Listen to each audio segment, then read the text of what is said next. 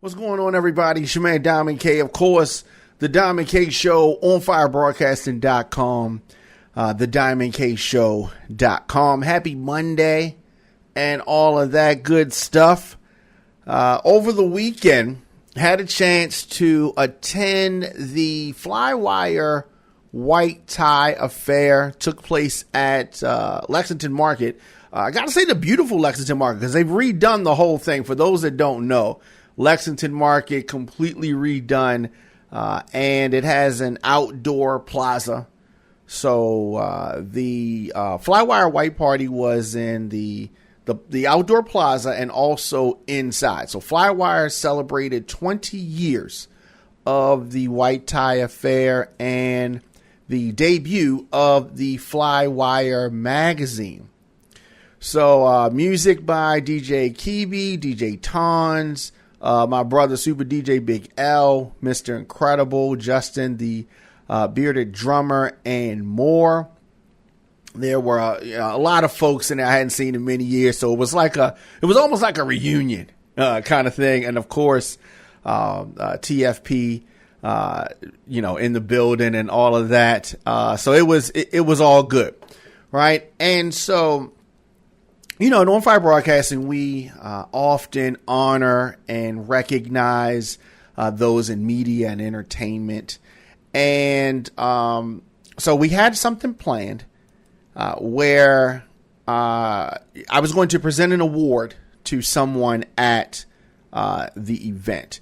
Now, I had known, long in advance that we were going to do this, but I did not want the recipient to know. Right. I wanted them to be surprised. And so Marcy, I told Marcy that we were going to do a presentation for one of the DJs. And, so she was like, it's all good as long as you don't mess up the time, the party time. So don't make sure that you don't try to do it too late. Right. And a lot of things happened. I ended up arriving later than I wanted to the party, right? And so it takes me like an hour to try to find Marcy. So there's thousands of people here, and I'm trying to find Marcy so we can get the queue together so I can go to give away this award. And by the time I saw her, it was deep into peak time. Right. I knew she wasn't going to let me get on the stage at this point in time is what I'm thinking. So I finally bump into Marcy. And I said, I've been looking for you. So she said, did you just get here? I said, no, I've been here for an hour. I've been trying to find you. And, and here I am. So I have the award. And so she says, well, who's the award for? So I said, okay, fine. I didn't tell you who it was for. So I open up the award, take it out the box, take it out the wrapper. And it was for Marcy. Right. And so she was surprised. And so it was really good. We got some great photos and video of it. And, it was a really great thing. But Marcy has been in the game for a long time. She is the powerhouse behind the Flywire and the Flywire.com, the events that they put on. And really, Baltimore's #1 urban entertainment network started in 2002 with just a 30 subscriber email list, and it has grown into a full-fledged social media and marketing and promotion empire. Of course, best known in these parts for the legendary White Tie affair. Like I said, it draws thousands annually. But Marcy is a proud Virginia Union University alum, where she has a degree in journalism.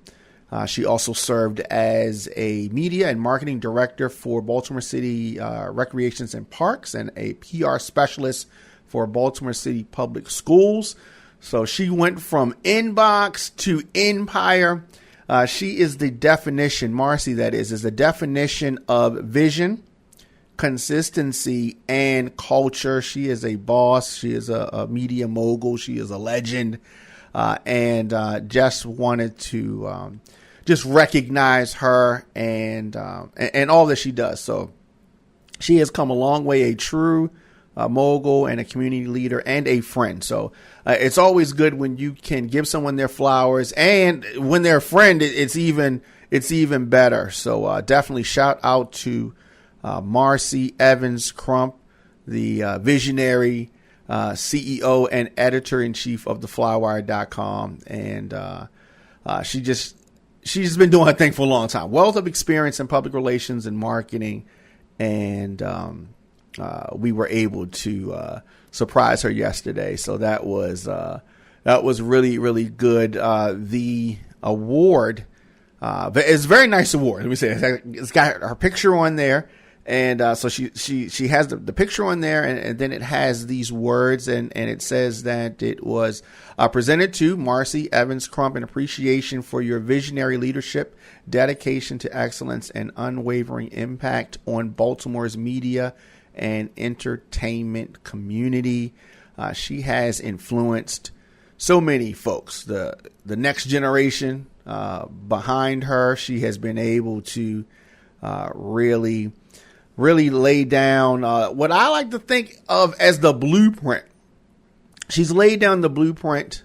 She's obviously not the first promoter in history, but she's laid down the blueprint of how to put on some classy events, some upscale events. I saw folks out yesterday at the White Party that I don't normally see out there. So Marcy's dedication, innovation, and impact have shaped the city's cultural landscape and inspired a generation of creatives. That's more stuff from the award. So definitely, like I said, shout out to Marcy and the good folks over at Flywire.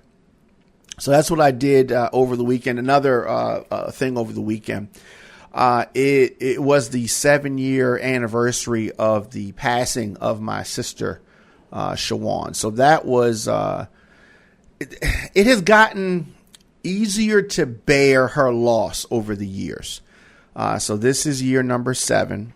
And I would say last year was probably the first time that I could even talk about it. I haven't really talked about it on my show many times, but last year was the first time I could talk about it without becoming emotional. So that's why I really didn't do it previously. But July 19th is the day, the anniversary of her passing.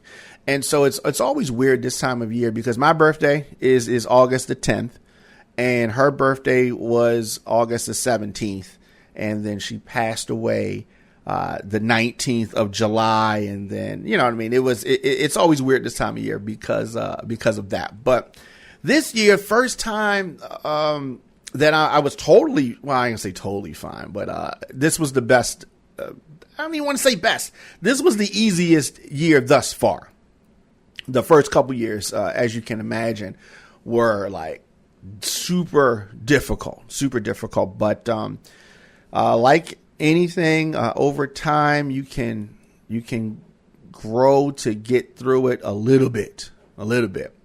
But since we are here in bad news, just a sad revelation, the passing of a legend. I want to say he's a legend, definitely. So we're talking about Malcolm Jamal Warner, who tragically passed away this week.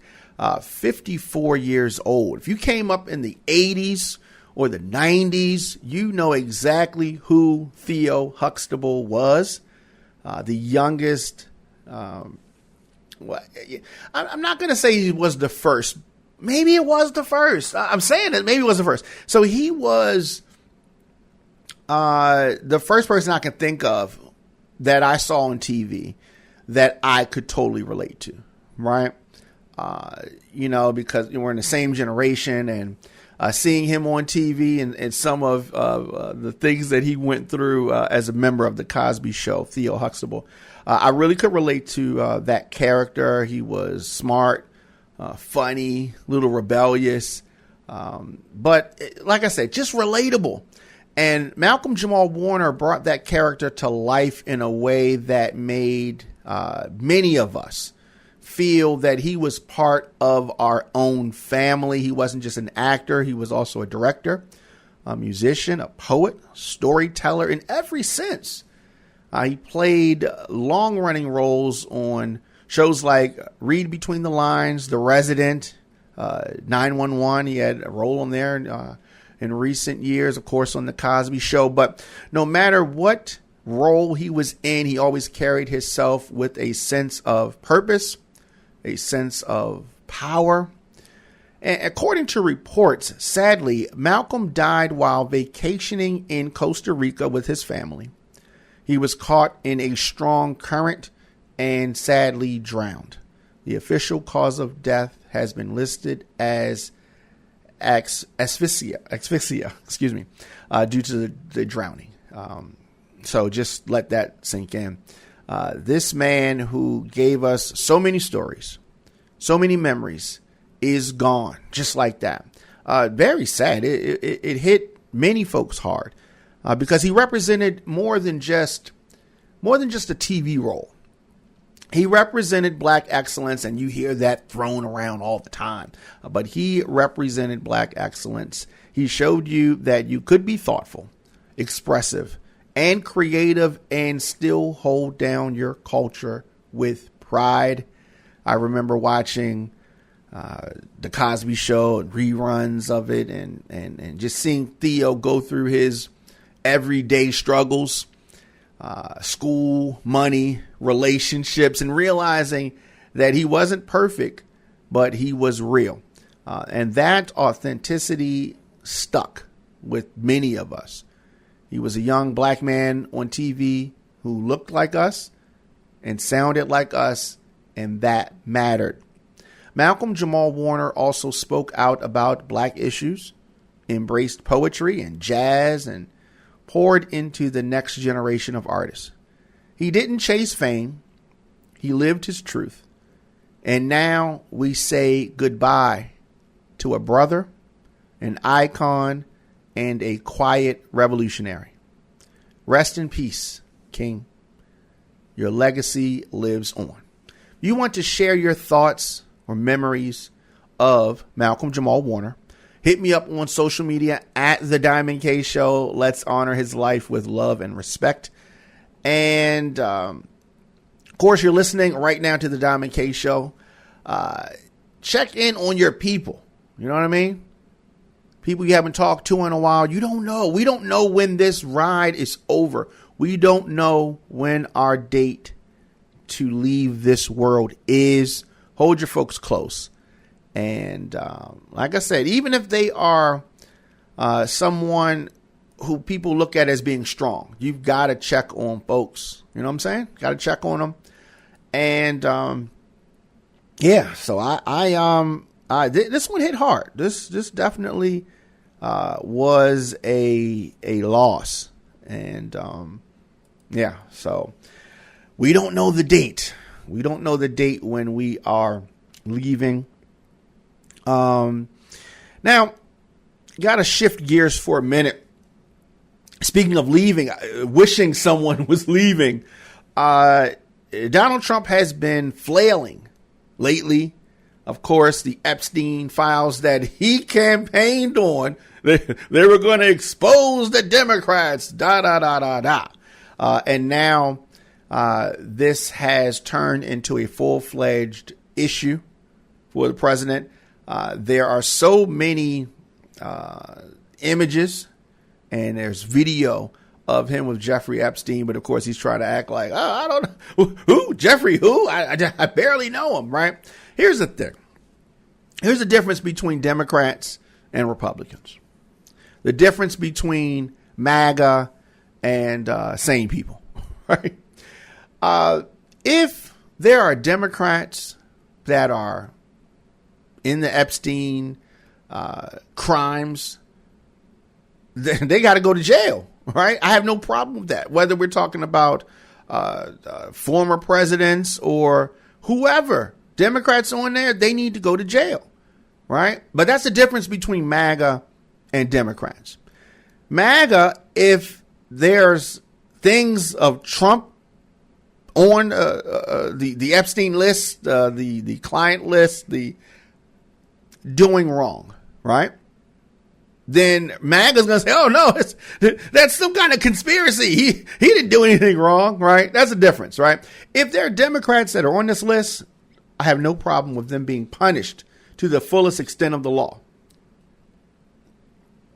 If there are Republicans on the list, it doesn't matter.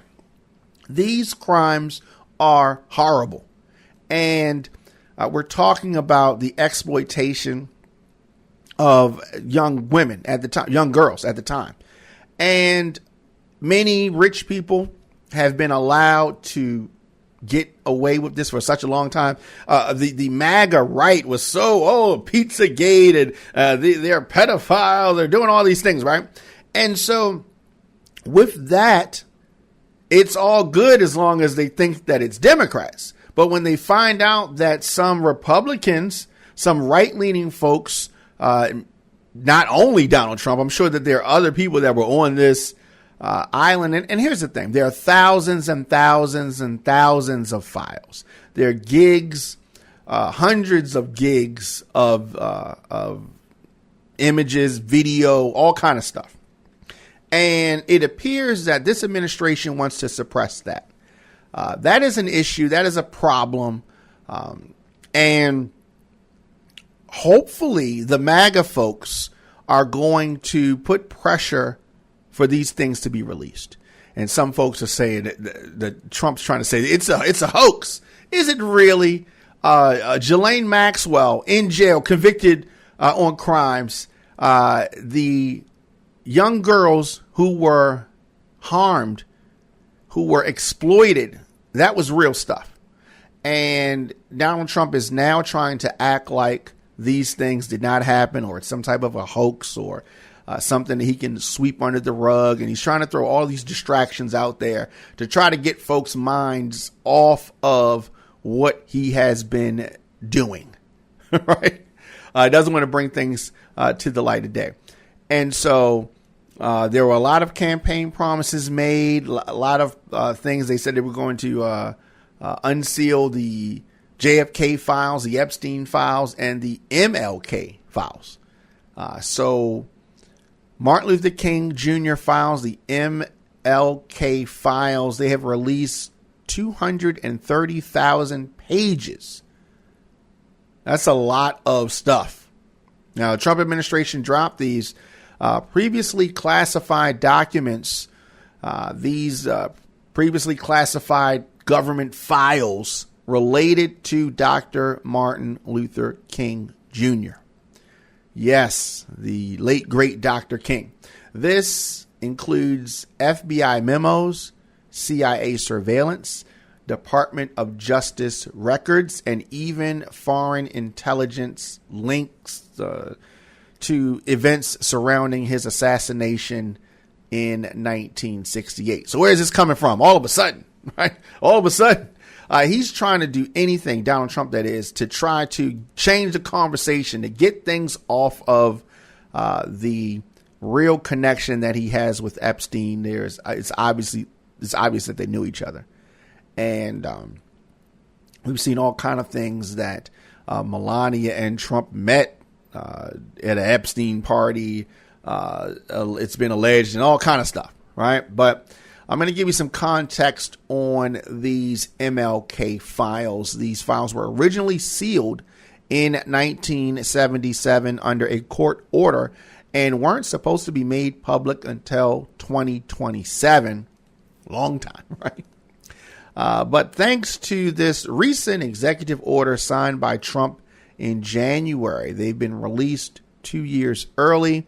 So what exactly is in these documents? There's a lot. We have not had a chance to go through everything just being released. And like I said, close to 240,000 documents. But we did want to talk about the fact that it has been released. And from what we know so far, there's detailed info on the FBI surveillance campaign against King. Now, remember, this is the same FBI that was actively trying to discredit him in the 60s. So a lot of this is going to be information that is probably damaging to his legacy. There are also memos discussing threats, travel, and witness accounts from people like James Earl Ray's cellmate. And James Earl Ray is the man convicted of King's murder. Now, before folks jump to conclusions and go conspiracy crazy, let's be clear. The King family was given advance access to review these documents. They've had attorneys look over these things. They've asked the public, and I quote, to approach this moment with empathy, restraint, and respect. So that means that we're probably going to see some things in these MLK files that could be damaging to him personally. But let's be honest. These aren't just files. These are intimate pieces of history tied to a man who changed the world and paid for it with his life. But let me tell you why this is so important. For years, people, scholars, activists, even everyday citizens have demanded more transparency about what happened in the lead up to Dr. King's death. Who was watching him and why? And how deep did the government's efforts to monitor and manipulate the civil rights movement actually go? Well, we might finally start getting some of those answers. We'll be digging through the documents here at the Diamond K Show, and I promise you, we will keep you updated as the findings roll in. But I want to know what you think. Does this change your view of how the government treated black leaders like Dr. Martin Luther King Jr.? And do you think that this release is a step toward justice, or is this just political theater? And is this just another one of Donald Trump's diversion, distraction, tactics? Definitely drop your thoughts in the comments. Hit me up on social media at The Diamond K Show. Be sure to subscribe so you don't miss the follow-ups. We'll be covering this. And I definitely want folks to pay attention because it is a lot going on. Trump is trying to get folks to pay attention to something other than him. He doesn't want people talking about Epstein and all of the hoopla around that. All right, he doesn't want folks talking about that. Now, releasing this stuff, I think that it is probably some things in here that we want to see. But at the same time, this is not going to stop folks from talking about the issue at hand, the Jeffrey Epstein issue. It's not going to stop it at all. Trump thinks that it will. And he was on a roll over the weekend. He was on a roll, Donald Trump, that is. So in addition to these MLK files that were dropped today, there was something else. And so he's going to try to do Trump. He's going to try to do controversial things to try to get your attention. Going to try to. Now, something that sparked some controversy over the weekend, formerly they were the Washington Redskins, but now they are called the Washington Commanders. And Trump wanted to get them to change their name back to the Redskins. In 2025, we are still having this conversation. Now, in a post on his social network, Trump demanded that the team immediately return to the old name, claiming, get this, that Native Americans actually want the racial slur name back. He also took a swipe at baseball's Cleveland Guardians, saying that they should return to being the quote unquote Indians. Now, let's keep it real. Both these names were changed after years and years of criticism, protests, corporate pressure due to the racially insensitive and offensive nature, especially the term Redskins, which has been condemned as a slur by Native American groups for decades. So for those that know, I went to Edmondson High School, and our team was called the Redskins. And so, growing up, of course, we had the Washington Redskins and the Edmondson Redskins. But I did not know how offensive this term was. And I didn't know, but I should have known, right? I didn't name the team, obviously. And before the Washington Redskins changed their name, my high school changed the name of our team to the Red Storm. So they're called the Red Storm now. But it has been many years, and I thought we were on the other side of these offensive names. Trump's insistence about heritage and respect. I just can't believe that this guy has the nerve to even say the word respect out of his mouth, considering the Neanderthal that he portrays. Heritage for who? And who exactly is being respected when marginalized communities have clearly voiced that these names are harmful? Let's not forget the Commanders were once the Washington football team after the name was officially dropped in 2020 during the wave of social movements. The franchise has since rebranded, and ownership says they have no plans to bring the old name back. What is Trump's play here? Is this another way to fire up his base with a little culture war fuel?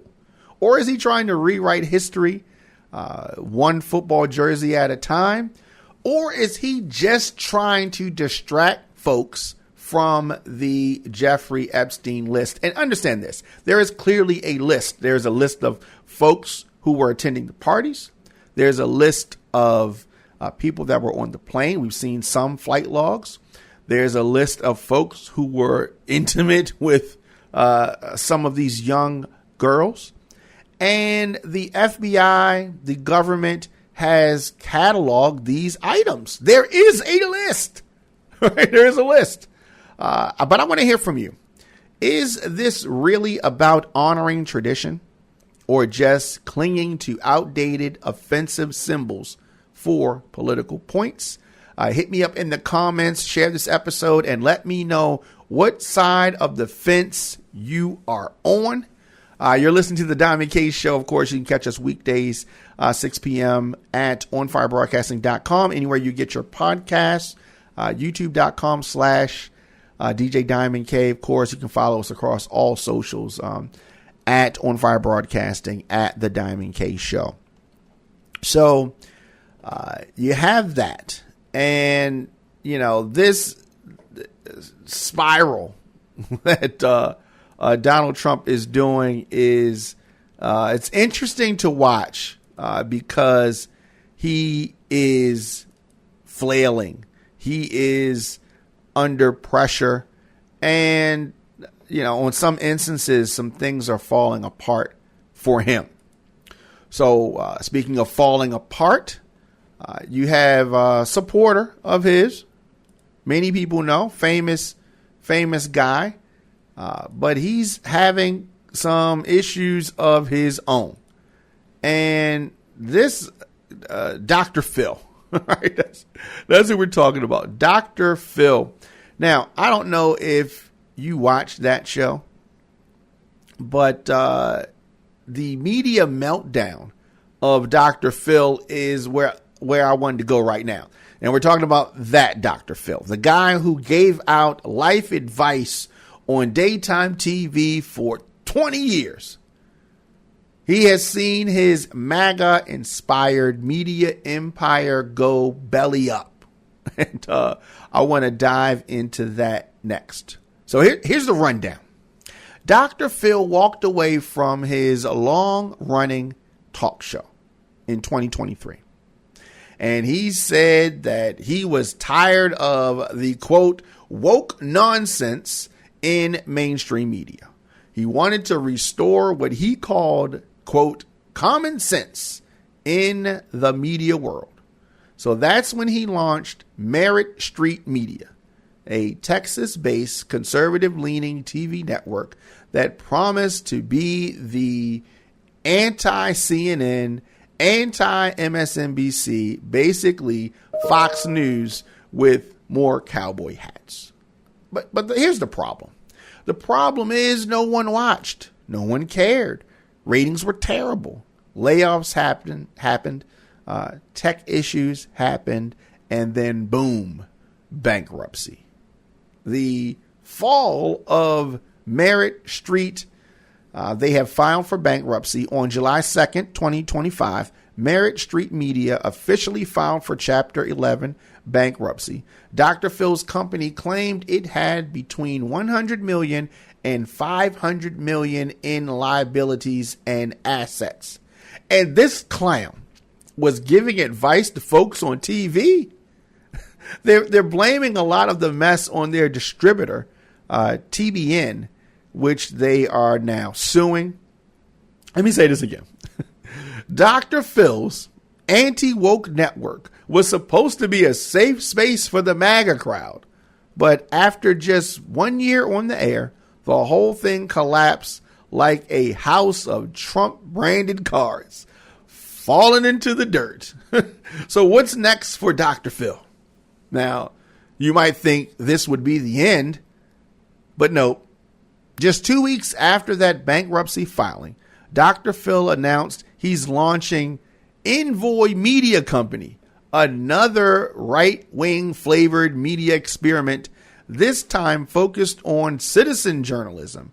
He's even saying he's teaming up with Steve Harvey. Listen, I don't know about you, but this smells like a rebrand and a relaunch with the same old playbook. The question is, who's really asking for Dr. Phil to become the next Glenn Beck? Nobody. So let's talk about bigger picture.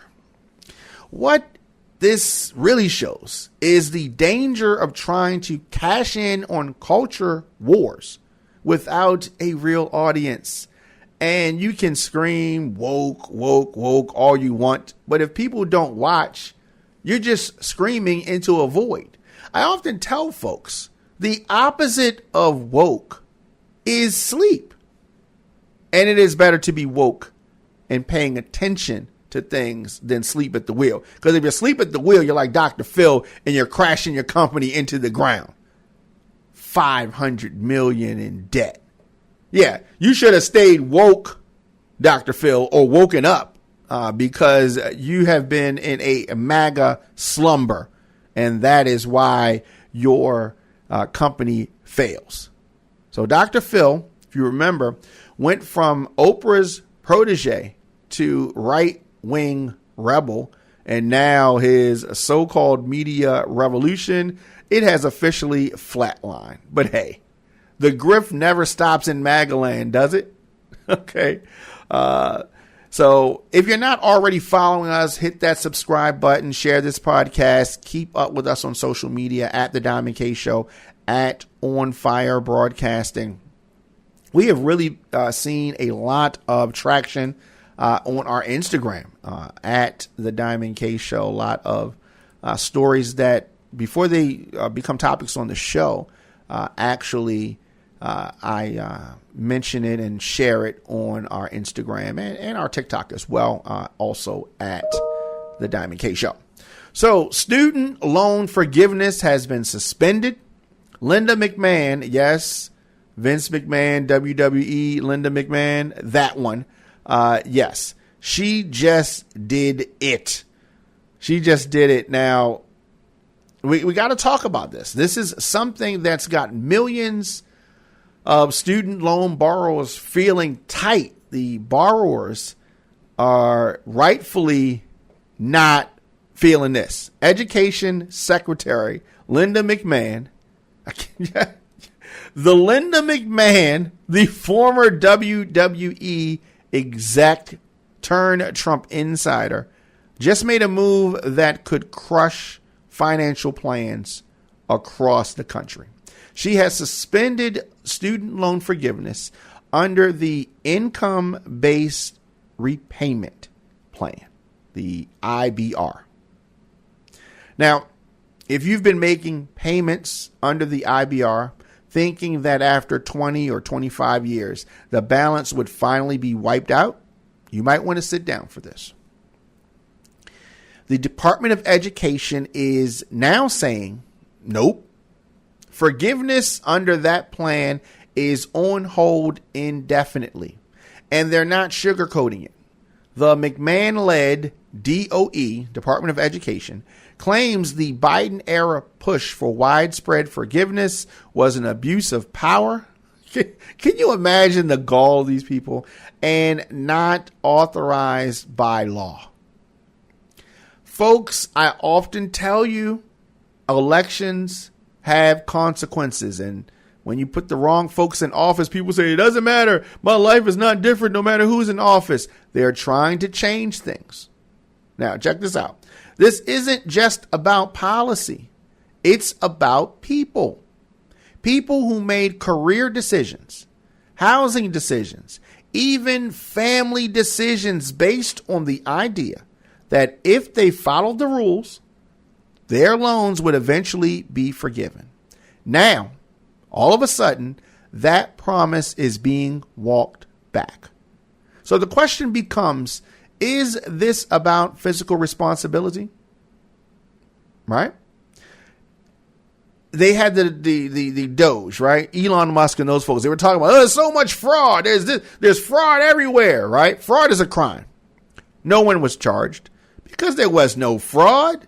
They were full of it. Now we're back with more grifting and more lies. This is not about fiscal responsibility.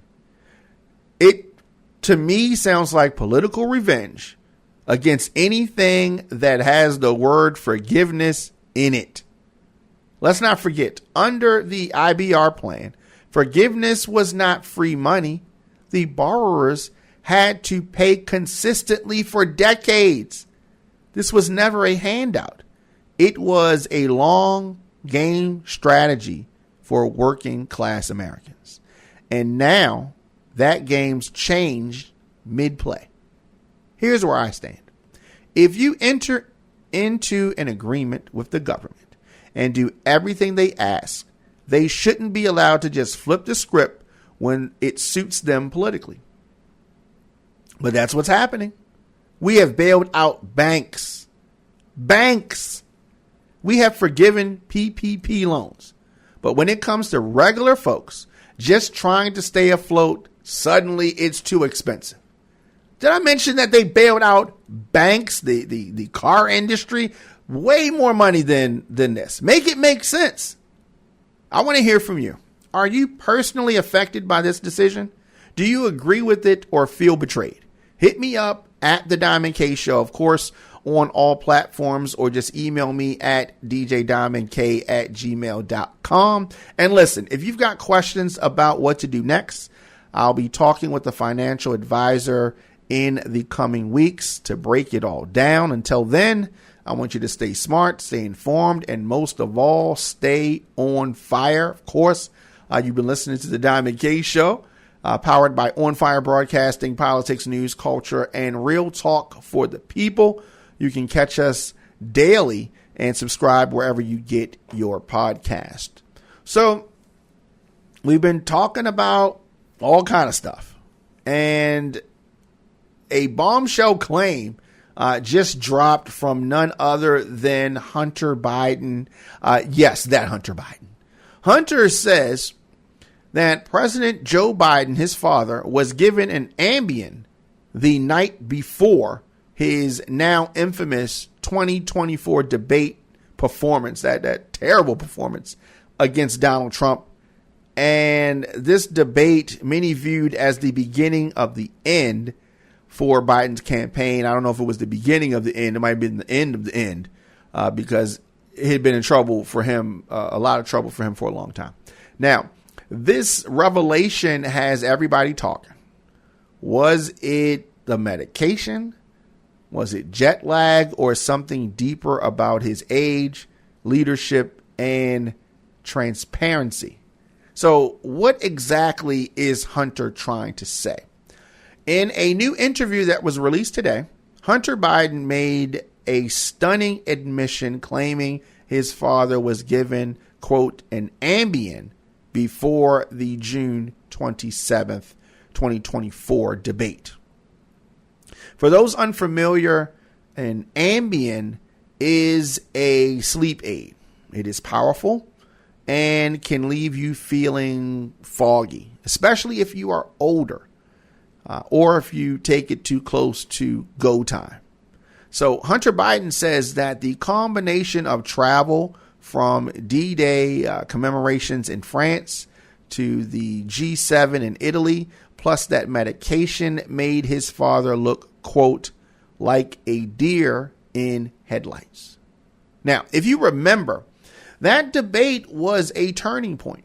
Biden stumbled over words, froze at times, and had moments that even loyal Democrats cringe at.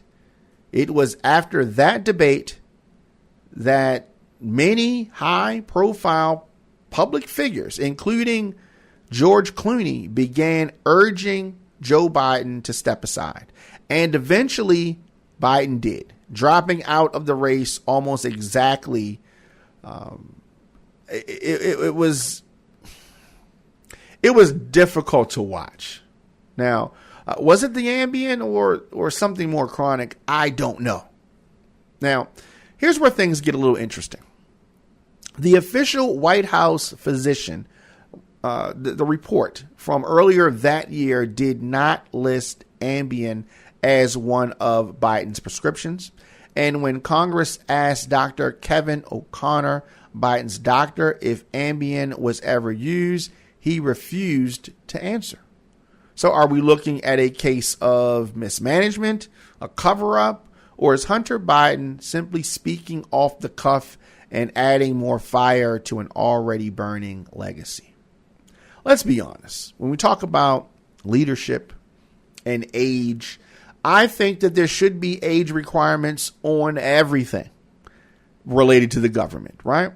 President, there should be some age requirements. There should be some things, just like for kids to purchase cigarettes or to get the driver's license, there are age requirements. And if we are talking about politics, these folks need to be on their A game. We got to be honest.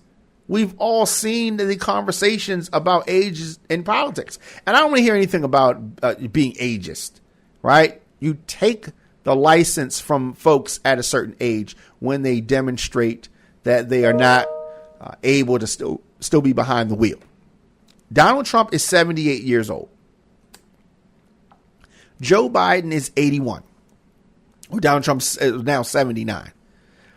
The two oldest, candidates and presidents, like they old, should not be in these positions. But if what Hunter Biden is saying is true, if he's saying that the leader of the free world took a sedative before a live showdown with his rival, that's more than age. That's almost planning a failure.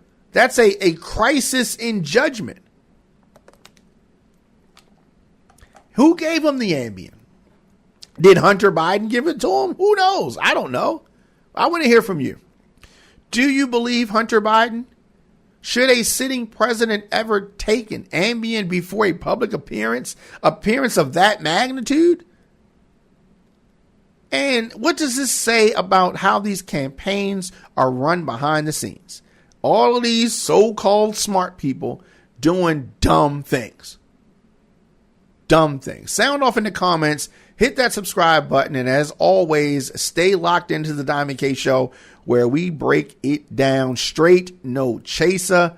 My name is Diamond K. Of course, I want you to stay smart, stay woke, and of course, stay on fire. So much going on in the world. We have we have an administration that is flailing right now. We have an administration that is flailing. Donald Trump is doing all kind of things to try to stay ahead of the Epstein files being released. So we need to continue to make some. MAGA's got to put pressure on him. MAGA has got to put pressure on him. It is getting bad out here.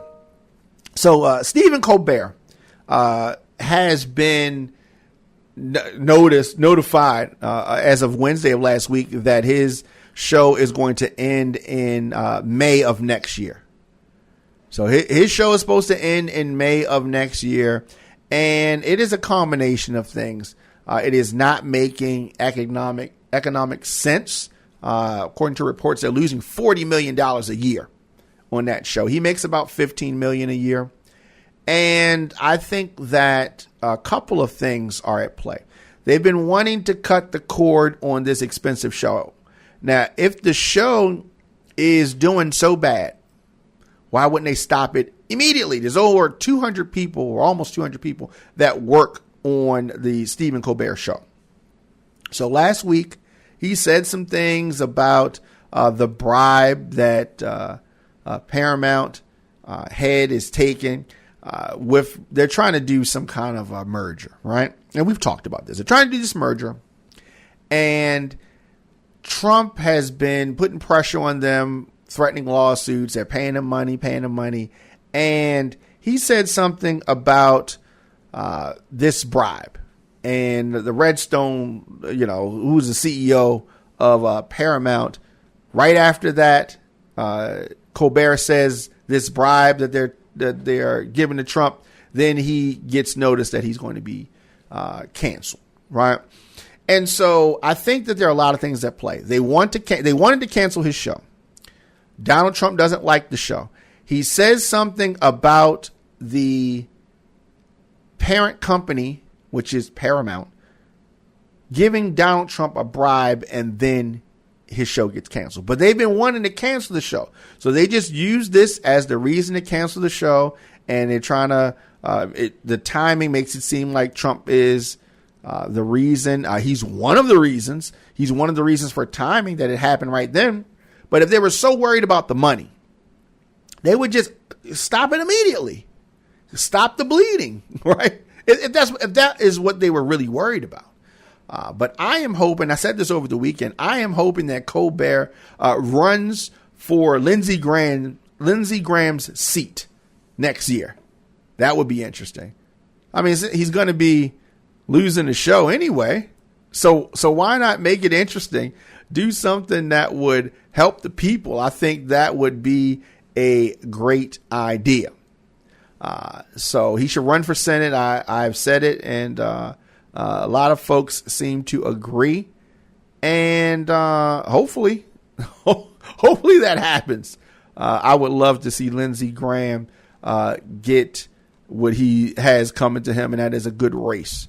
But the Stephen Colbert show canceled after slamming Paramount and Trump. The Writers Guild, which is basically calling for an investigation into the late show's sudden cancellation just days after Stephen Colbert blasted Paramount on this $16 million settlement with Trump that is a bribe. So some people are saying this is political retaliation. Some people are saying this is just business, right? Thought we had freedom of speech. Democrats, comedians, and press advocates are sounding the alarm. Colbert's team may be lawyering up. I don't know. So we're going to continue to follow that. Because at the end of the day, he should be able to say what he wants. He should be. You would think that he could say whatever he wanted to, but no, that's not what's happening. So you have things coming from all ways, and we got to pay attention to this stuff because it is a lot of it out there. A lot of things out there. Another thing that was sad to see because the USDA, it has ended targeted aid for black farmers. The U.S. Department of Agriculture says that it has done all it should do to support black farmers, officially ending programs that prioritized race and gender in lending and assistance. So this move eliminates the socially disadvantaged classification that once helped correct decades of discrimination against Black, Hispanic, and Native American and Asian farmers. So critics say this is a major step backwards in the fight for agricultural equality. So some folks are saying, hey, it should be the best farmers should get it, right? AKA the white farmers. So what had been happening is that farmers of color, Black farmers, Hispanic farmers, Native American farmers, Asian farmers were not getting their fair share. They were just going to the good old boy network, and somebody like Donald Trump and folks that are not in favor of the DEI initiatives want things to just go to the good old boys. All right. So that's what we're fighting. For many, the fight is not over. It is just entering a new phase. What do you think? Is this about fairness or erasing accountability? I think the latter. Now, follow me at The Diamond K Show for more truth. They do not want you to hear. Of course, visit onfirebroadcasting.com. Subscribe to the show wherever you get your podcast. So these are just some of the many topics that we have been following, and super frustrating. So whether we're talking about Trump trying to hide the Epstein documents, another weird thing that the Trump administration has done is they have, this is supposed to be the accountability and waste and fraud. They're supposed to be against fraud, but they do things that are fraudulent and wasteful. So the Trump administration plans to destroy $10 million worth of contraceptives. Let me say that again. $10 million worth of contraceptives. I'm talking about IUDs and implants that were bought with U.S. tax dollars by USAID. Now, the intent or the intended crisis zones across the world, places like Africa, refugee camps, war-torn areas where access to family planning literally saves lives, instead of donating them, even through other aid organizations, they've been begging to take them. They're going to incinerate them, burn them, trash them. These are medical supplies that are still good until 2027.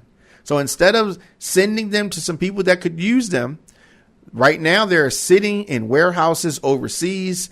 And the reason, they say rebranding and redistributing would be too expensive.